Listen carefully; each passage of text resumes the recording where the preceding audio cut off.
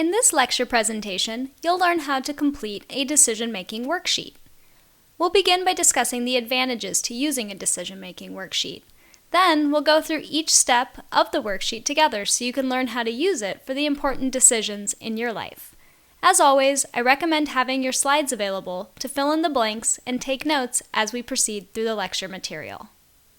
Let's start by evaluating the usefulness of approaches to applied decision-making, such as the worksheet. One of the major advantages is that it helps to optimize the probability that the decision the individual makes is going to reach the theoretical ideal for that person.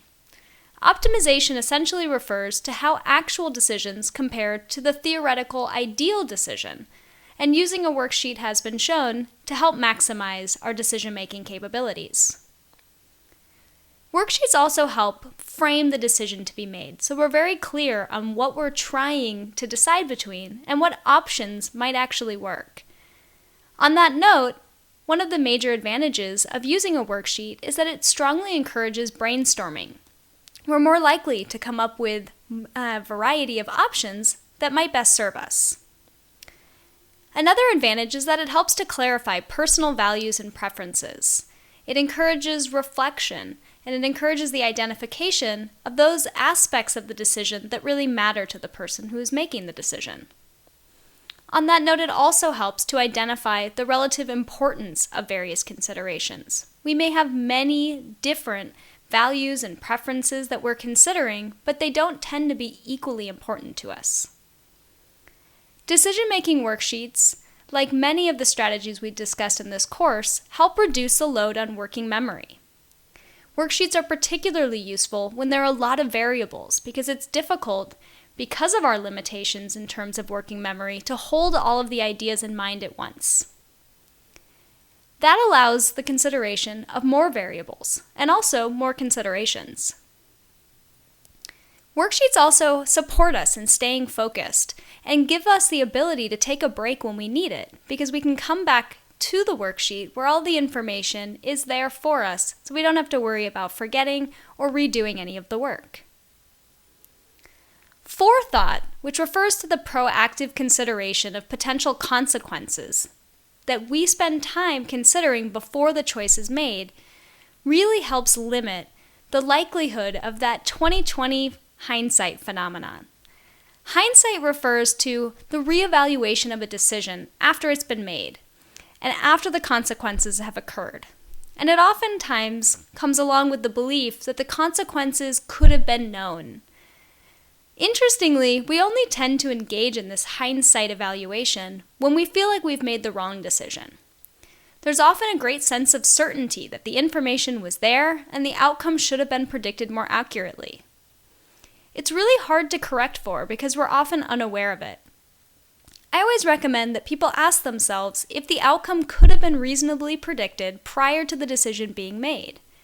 If not, it's really unfair to beat yourself up over something that you really couldn't have predicted. And even if you could, we make mistakes. We are human.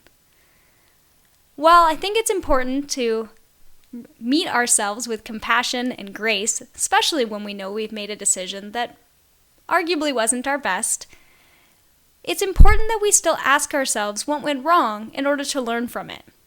The purpose is not to create judgment or blame, but instead to make a learning lesson so that we don't have to have that same experience again. Forethought also helps limit the likelihood of cognitive dissonance, which is a phenomenon we'll discuss on the next slide. In general, we feel our best when our beliefs, attitudes, and actions are consistent and aligned. When there is inconsistency in our beliefs, attitudes, and our actions, we oftentimes will experience an internal, unpleasant state known as dissonance.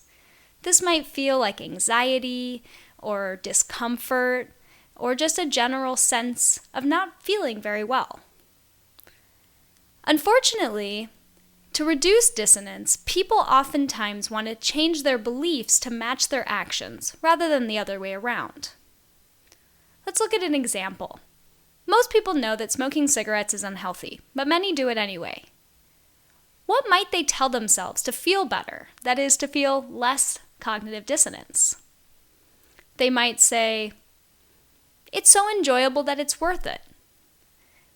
They might say, "The risk isn't as high as people say it is." They might say, "You can't avoid all dangers in life."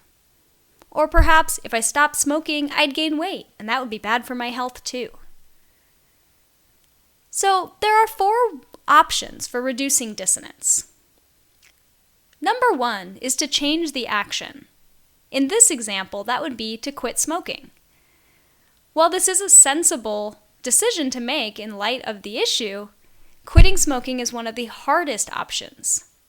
Therefore, people are inclined to choose a different option. One of those is to focus on more supportive beliefs that outweigh the dissonant belief. That might be to seek out evidence that perhaps vaping is healthier than cigarettes.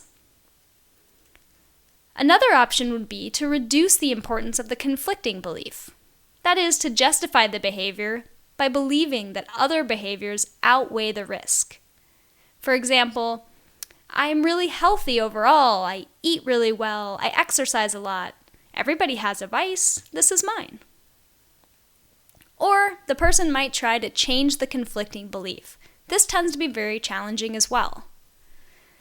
In this example, this would involve trying to convince yourself that maintaining a healthy lifestyle isn't really important to me anyway. After a decision is made, people tend to rate their choice as more favorable, which is consistent with a confirmation bias that we've discussed previously in this course. We want to believe that we made the right decision, and there's quite a bit of dissonance in the feeling that maybe we didn't. Likewise, we also rate the alternatives that we didn't choose as less attractive than it was before the decision was made. Cognitive dissonance helps to explain the foot in the door phenomenon, which is a persuasion technique that involves getting someone to agree to a small request before moving in for other larger requests. Research shows that people are more likely to agree to a large request once they've agreed to a small one. For example, if you signed a petition, that suggests to you that you care about that issue.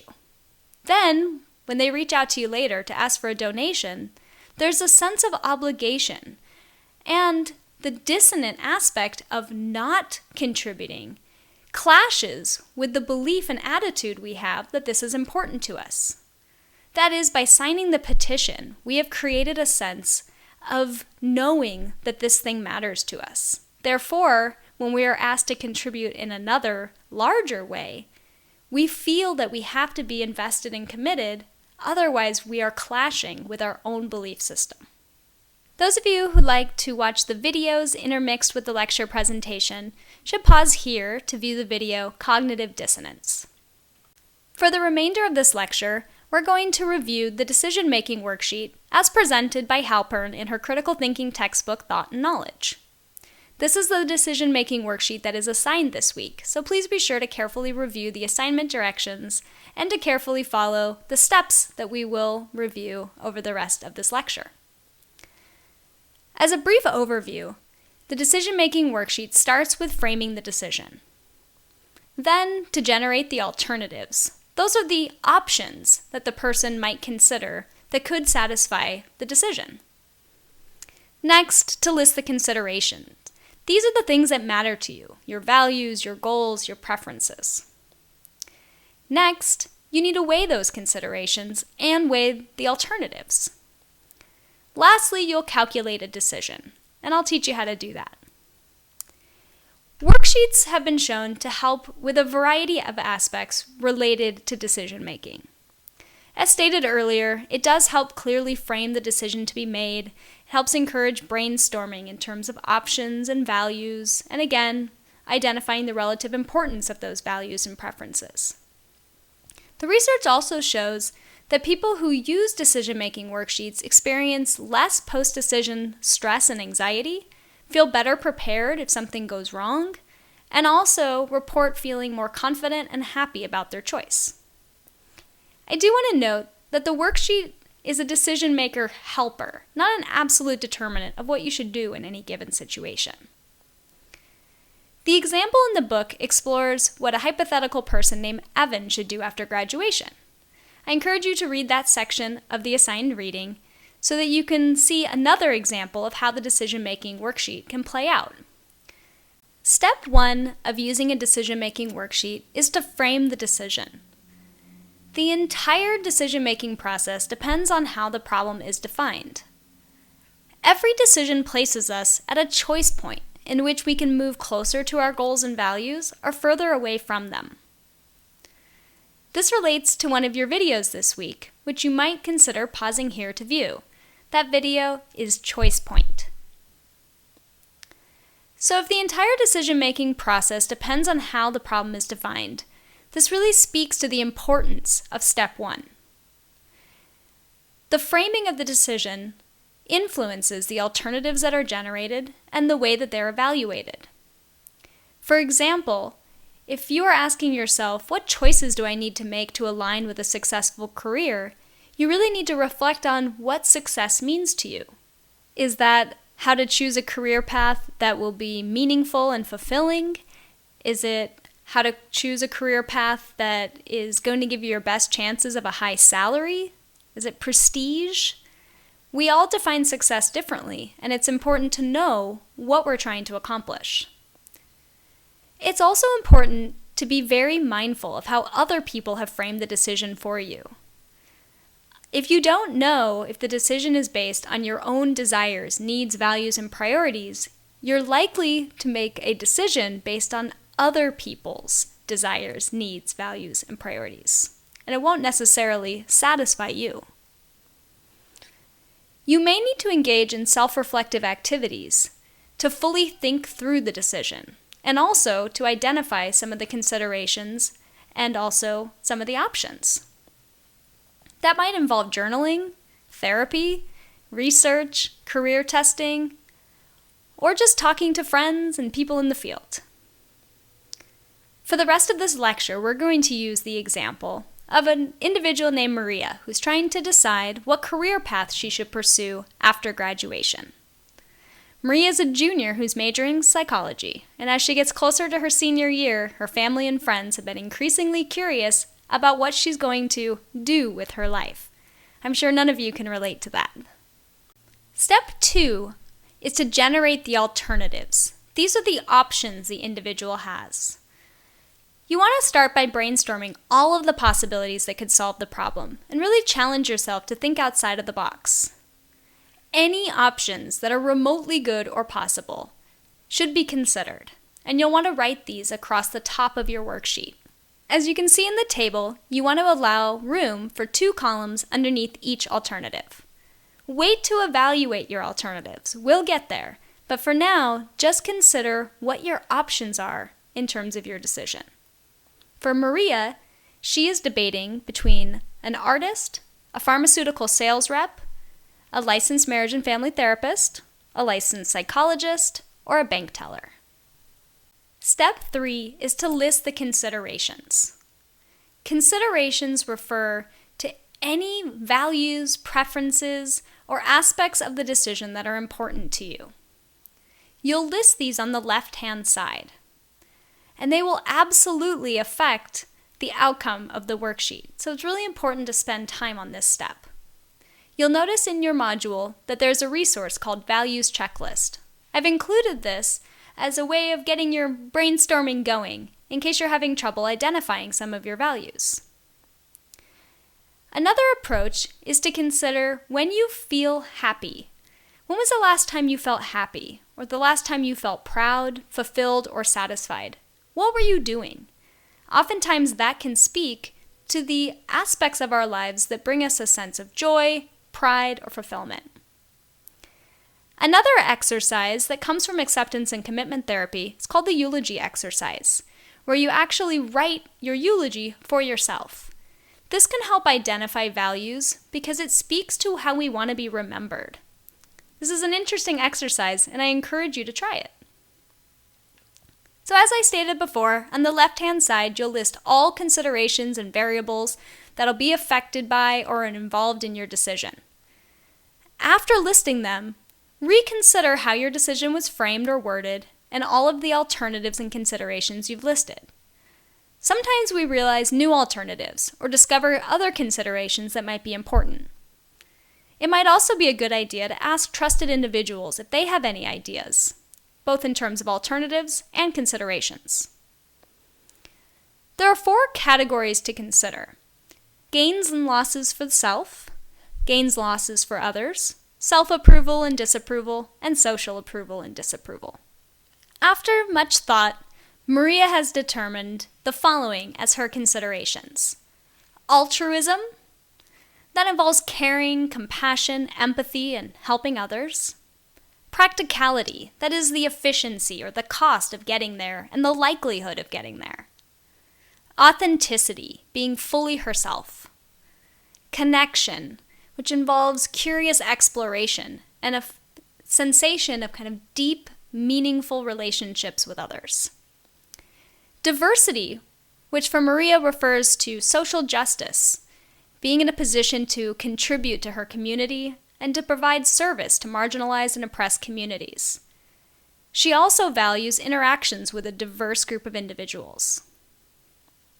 In terms of flexibility, Maria is concerned about having flexibility in her schedule. She wants to have children one day and would like to be able to spend quite a bit of time with them. She also wants to be able to travel, and she knows she won't be happy in an 8-to-5 job in kind of a cubicle or office setting. She wants to be able to diversify over time and have flexibility in that regard. Next is family approval. Maria wants her family to be happy with her choice, and she often asks herself if various choices are really worth the many sacrifices that her parents have made to get her to where she is in life. In terms of personal growth, Maria wants to be in a career path that really encourages learning, commitment to growth, and persistence. Financial security for Maria refers to the likelihood of keeping her job over time and having a livable salary. Lastly, independence.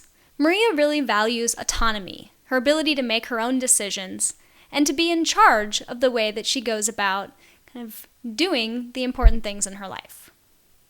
Considerations are not equally important to the decision maker, and they must be weighed accordingly.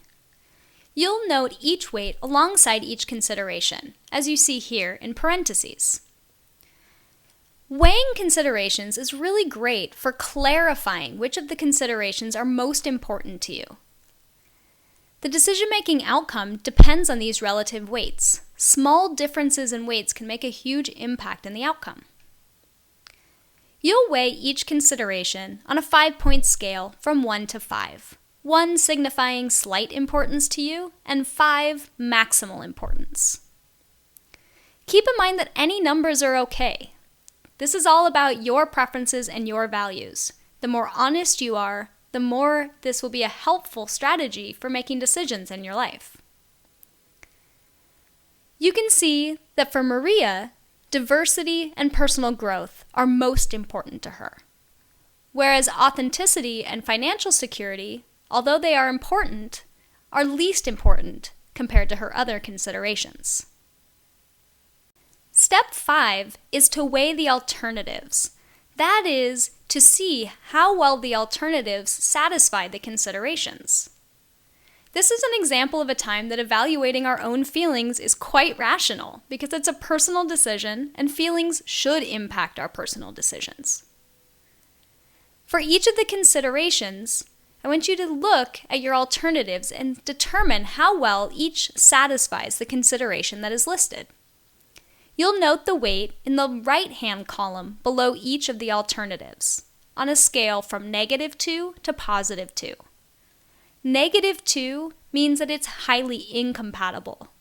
-1, somewhat incompatible. 0, neutral. +1, somewhat favorable. And +2, highly favorable. It's oftentimes the case that we need more information at this stage. This is a great time to seek advice and to research any available information.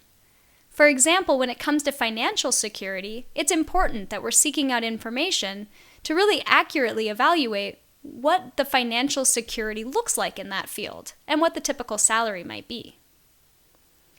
In terms of altruism, caring, compassion, empathy, and helping others, Maria feels like she can do the most good for others and provide empathy and compassion to the greatest degree as a marriage and family therapist or as a psychologist. She struggles with the idea of working for a major bank because it clashes with some of her values.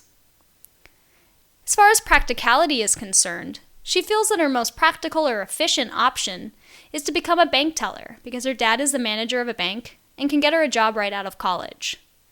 She also feels it's practical for her to become a pharmaceutical sales rep because her best friend's family has told her they can help her get a job.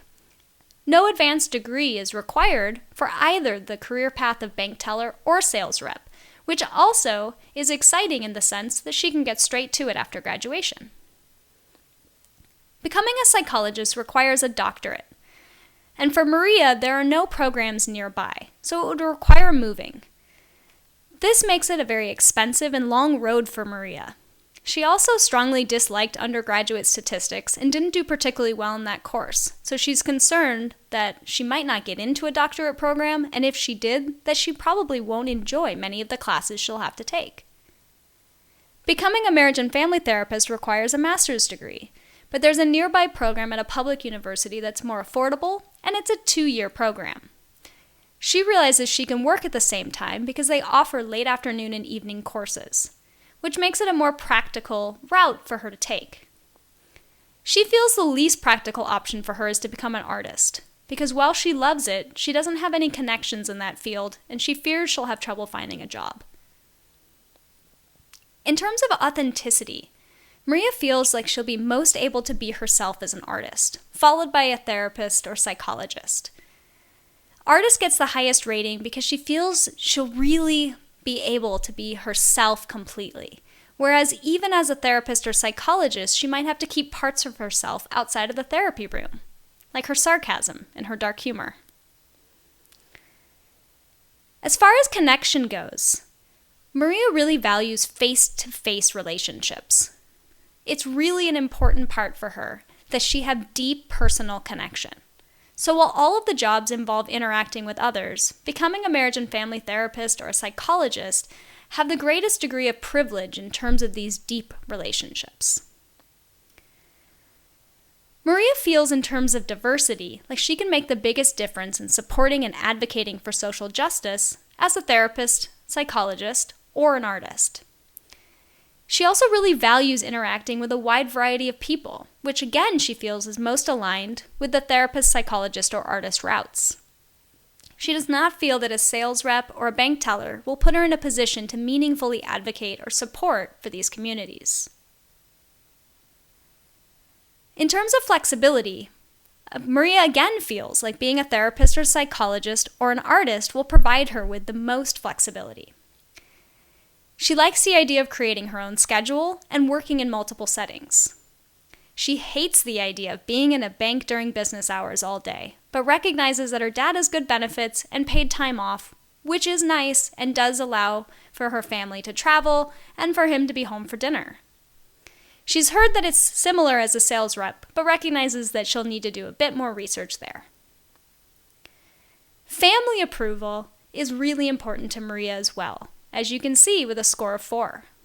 Her dad manages a bank and would like to see her getting a good, paying, and stable job as soon as possible. Her parents do not believe it makes sense for her to pursue a doctorate at this point because of the cost and the time commitment.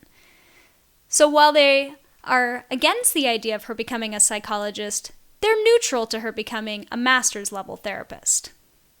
Her family is most opposed to her becoming an artist because of the lack of stability, and a sales rep because they don't believe in Western medication. In terms of personal growth, Maria believes that no matter what she'll do professionally, she'll find opportunities for growth. But she does feel that being an artist or a therapist or psychologist will push her the most towards growth, and so she rates those highest. Maria's best options in terms of financial security are the sales rep, bank teller, and psychologist positions. While becoming a psychologist is expensive, Maria recognizes that there are a lot of job opportunities, and it overall pays better than becoming a licensed marriage and family therapist. She believes her worst option in this regard is to become an artist because She doesn't know anybody in the field, so she wouldn't know how to get started. And she also has just observed that this seems to be a difficult field for people to break through and create a successful life for themselves. In terms of independence and autonomy, Maria loves the idea of being able to follow her whims and passions. She's spontaneous, and she likes to be able to do things in her own way. The career that's most aligned with this consideration is becoming an artist, because there tends to be limited oversight or rules. The next best option would be to become a marriage and family therapist or psychologist, because while there are rules, there's a lot of creativity in working with clients and a lot of options in that field. Step 6 is to calculate the overall totals. First, add a row at the bottom of your table for the totals. Then, add the right-hand column for each alternative. For artist, it would be 4 minus 6 plus 4 plus 4, etc. Once you've totaled each, you'll add that information into the bottom row. For the next part of the decision-making worksheet, you'll need to be able to calculate what is known as the 2/3 rule cutoff. This is based on Karkoff's 1973 work. To calculate the 2/3 rule, you'll start by adding all of the consideration weights. Those are the numbers that are beside the considerations in the far left-hand column of the table. 4 plus 3 plus 2 plus 4, etc. comes out to 35. You'll then multiply by 2, and then again by 2/3, which, to keep it simple, will be 0.66. The 2/3 rule cutoff in this example, therefore, is 46.2. The 2/3 rule cutoff refers to when a decision is good enough. It's really important because oftentimes better decisions are possible, and if the score is not high enough, it can help motivate the decision maker to search for options that are good enough. It's really important to invest time and effort generating alternatives and listing considerations so that we can get to the 2/3 cutoff and ideally surpass it significantly. Step 8 is to score the overall assessment. You can see I added another row at the bottom, where I put the 2/3 rule cutoff, which is 46.2. Here, you're going to compare the total for each of the alternatives against the 2/3 rule. You can see that the option for artist, sales rep, psychologist, and bank teller do not meet the 2/3 rule. That is, the total score is below 46.2. The only option that exceeds the 2/3 rule is the LMFT at 49. While it does surpass 46.2, 49 is not very much higher, which means while she is likely to be satisfied with this choice, it might not be maximally satisfying. That tells us that there's probably still room for improvement. So even with a score that's sufficiently high, it's comforting to know that there's flexibility in her path. She might find that she enjoys a variety of types of connection, or that she can find different parts of herself to bring to various jobs. She might also decide to get the immediate benefits of working at the bank while attending school to become an LMFT. The same goes if it didn't meet the 2/3 rule. She'd need to reconsider her options, her considerations, and her consideration weights. And again, she'd want to be looking at the possibility of combining options. For example, she might become an art therapist, or work part-time as a marriage and family therapist and part-time as an artist. Step 9 is to evaluate a different way of looking at the worksheet, and this is the dimensional comparison. A dimension is an aspect or a feature.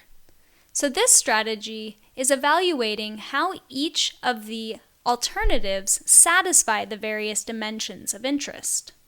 This involves going across each row and giving the highest rating 1 point. If there's a tie, each will get 1 point. So you see if you go across the altruism row that there is a tie, the +2 for LMFT and the +2 for psychologist, and you'll see that both are awarded 1 point. If you go down to practicality, you'll see that bank teller is awarded 1 point. You'll go through each row and award the highest score 1 point. Next, in step 10, you will add those points so that you will have a score for the dimensional comparison. You'll see artist was awarded 5 points, sales rep 1, LMFT 5, psychologist 6, and bank teller 3. That means that in terms of the dimensional comparison, psychologist was the winner, which is not aligned with the outcome on the overall assessment in which LMFT was awarded the winner. When the overall assessment and the dimensional comparison align, that provides even more evidence that this is going to be likely a good decision for that person. When they don't align, it suggests the possibility that some combination of options might actually be maximally satisfying for that individual.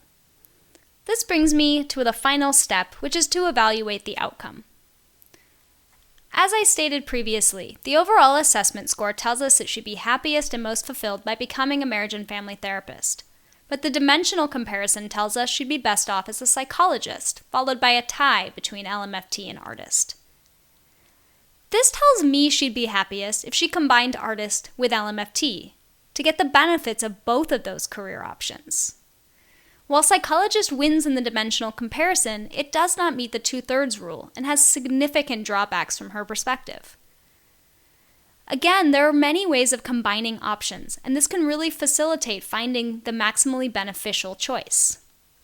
If she were my client, or friend or family member for that matter, I'd want to discuss the possibility of working as a bank teller while earning her master's in marriage and family therapy. She can continue to engage in creative endeavors as time permits, and possibly find an internship as an art-based therapist, for example. And once she's licensed as a marriage and family therapist, she can allocate even more of her time to art and to find new and interesting ways of combining her interests. As you've hopefully seen throughout this lecture, decision-making worksheets can really help a person think through all of the pros and cons that are relevant to the decision at hand and can help facilitate making the best decision, considering all of the important variables that may influence the decision. As stated earlier, it also limits the likelihood of looking back on the decision and feeling like you could have done better, and limits the likelihood of that cognitive dissonance where we feel like our choices are not aligned with our values and our beliefs. I look forward to seeing your decision-making worksheets later this week.